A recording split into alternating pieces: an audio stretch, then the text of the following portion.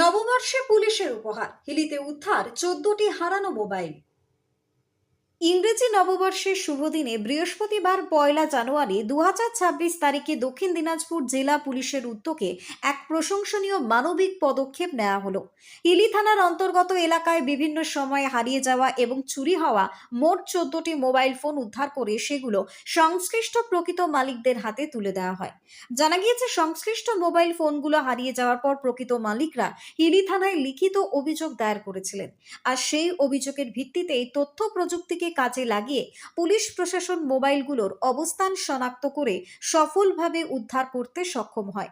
নববর্ষের আনন্দঘন মুহূর্তে প্রিয় মোবাইল ফিরে পেয়ে খুশি মালিকরা জেলা পুলিশের এই উদ্যোগকে স্বাগত জানান এবং সাধুবাদ জানান।